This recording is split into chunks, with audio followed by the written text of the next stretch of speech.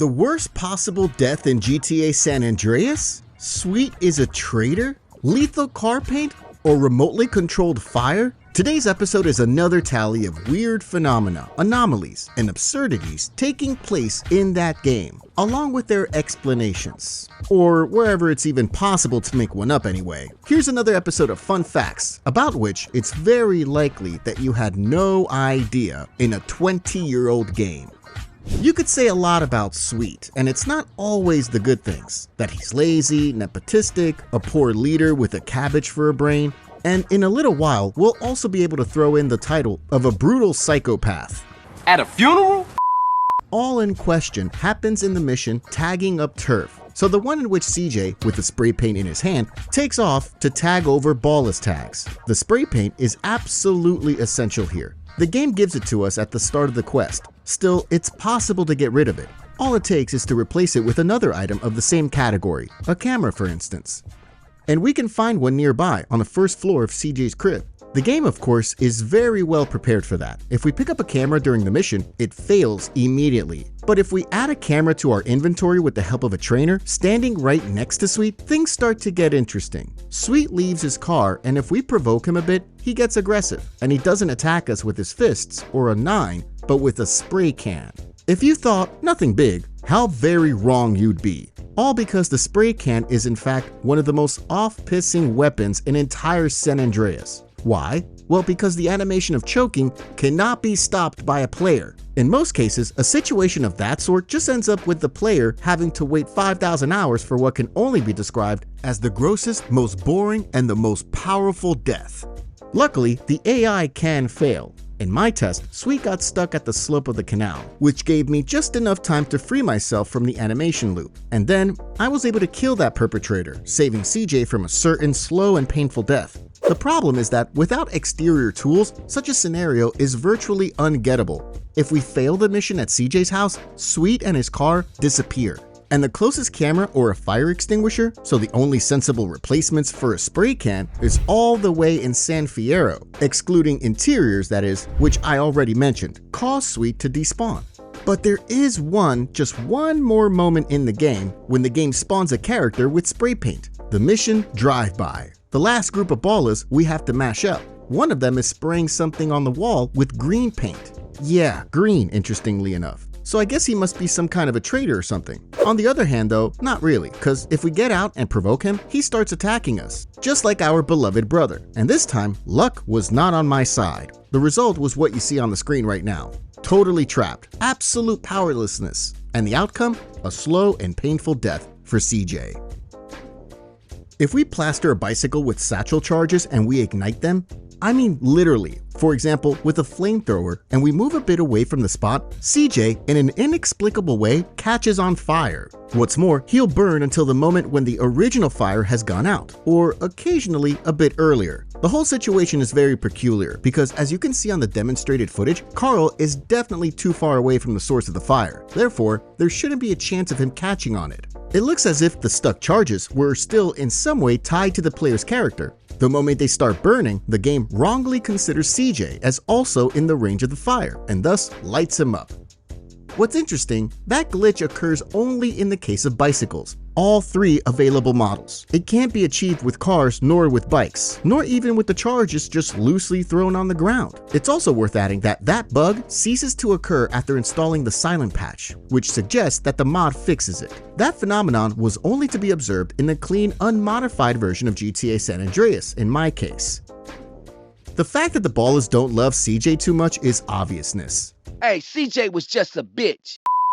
But did you know that they changed their approach to him throughout the story? I'm talking about one fantastic detail that the developers implemented, and with good reason. See, at the beginning, when CJ returned to the city after 5 years, we find out that he hadn't been representing his colors for many years. Therefore, it made sense that not only did he lose the respect amongst his own, but also lost some of the hate that his enemies had for him. You know, because he hasn't been causing trouble for some time now. And that has its representation in the actual game. See, at the very beginning, if we approach the ballers, they begin to talk to CJ, and after a shorter or longer while, they try to fill us with lead. And just on a side note, personally, in my tests, I actually didn't spot any difference in answering Ballas negatively. So CJ is provocative, openly shouts that he's representing families. Where you from? Grove The Street original or hood, slipping, motherfucker. man. Orange Grove. Or positively, CJ answers that he's not into banging and asks the Ballas to leave him alone. I ain't no gangbanger. What I mean is that there was no difference. In both cases, Ballas reacted the same way, so they started to harass CJ only after a while. One time, CJ even went as far as telling the Ballas that he's a baller too. I'm a baller, homie. Are you? Yeah, that's right, homie. But yeah, he's clearly not material for an actor as the Ballas still attacked him. Such behavior is dictated by so-called acquaintance, which in this case was set by Rockstar to dislike between the Ballas and the player, meaning that the Ballas dislike CJ, and in practice, they won't immediately shoot at him, but after a longer stay at their turf, they'll eventually lose patience and will want to rearrange our bones. However, in the .sem file, where the story is coded, after completing the mission Drive-By, the game changes the Ballas' acquaintance to CJ to the number 4, which means hate, so the Ballas begin to hate CJ.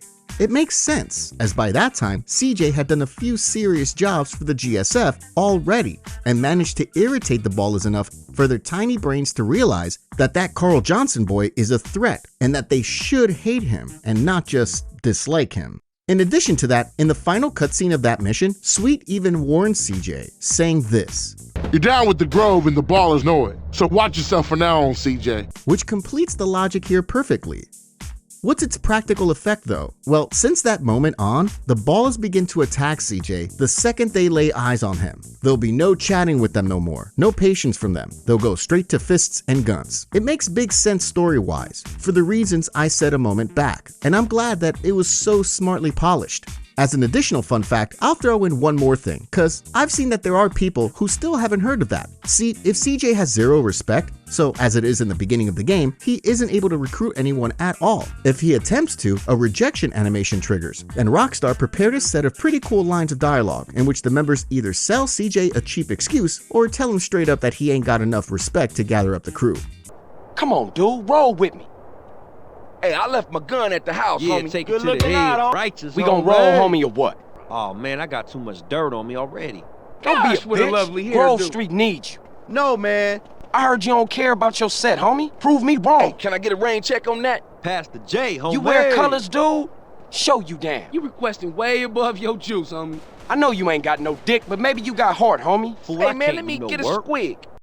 Next, the mission Ron Fa Lee, in which we collect a car from the airport and have to deliver to the garage for Woozy, dodging the bullets of the Vietnamese gangsters. In order to assist the player in tracking the damage taken, the developers added a bar in that mission, which shows a player the health of the car in real time. Today's fun fact is that if in that mission we go to a trans fender with that mañana, for example, to fix it by changing the color, then even at full health, after respraying it, we'll be able to notice that the bar has been reduced by 2/3, even though technically it should have been fixed. At first glance, it seems completely absurd, but there's a sensical explanation here. While doing the mission, we can quickly tell that the mañana we're driving is significantly hardened, and it can take a lot more hits than a regular car. You can see that comparison on the screen. The one from the mission can resist a lot more shots. It was obviously made for the mission to not be too difficult. To be precise, a regular car found in traffic is 1000 HP. In turn, from the .scm file, we can quickly find out that the mañana in the Ron Fa Lee mission is not 1000, but as many as 3000 hit points, 3 times more.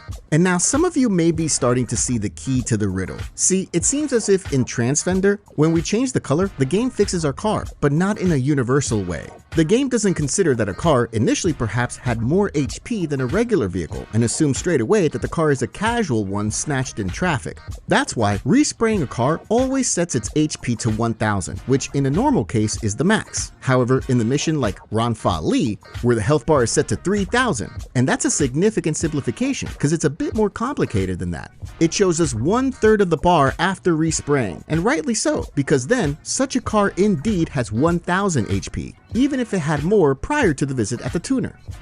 And that effect is not exclusive to that mission only. If we launch the mission Drive-By via a trainer, when the trans fender has been already unlocked, Sweet's car, which is set to 1450, instead of the default 1000 HP, also experiences a health drop upon respraying. Conclusion? don't fix the car and Ron Fa Li in the TF. Nitro also has an interesting mechanic to it. See, you surely know that Nitro has a limited time of use, after which we need to wait some until we can use it again. Or alternatively, just re-enter a car, but that's more of a glitch than a legitimate mechanic. In any case, it turns out that how long the Nitro's cooldown is depends on the state of motion of a car. If we drive normally, the Nitro will take around 1 minute and 15 seconds to load up. However, if we remain idle, it's only 20 seconds. But the most effective way to reload the Nitro is to reverse. For some reason, the Nitro only needs 10 seconds to be available for a player again. It's weird, really, and I have no clue whether it makes sense or not. If we have some motorization fanatics over here who know how to explain it, I encourage you to share your thoughts in the comment section.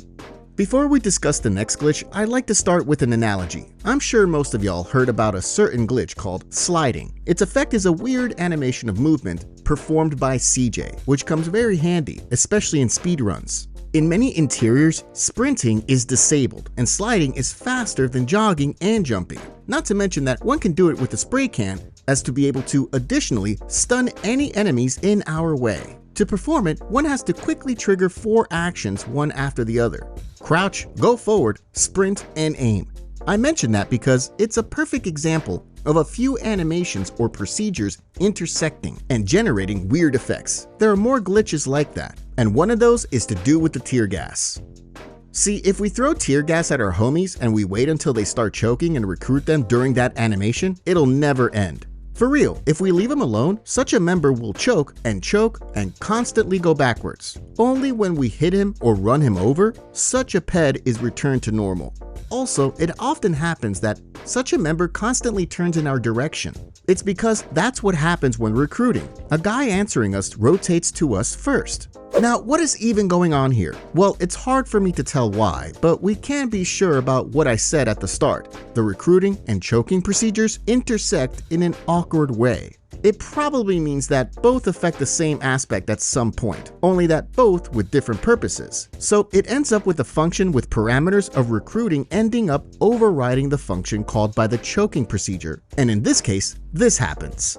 Oh, and it also works on all weapons that cause this animation, so the spray can and the fire extinguisher. What is weird is that it doesn't work on regular pedestrians, that is, after activating the Recruit Anyone cheat code. It only works for gangsters and cops.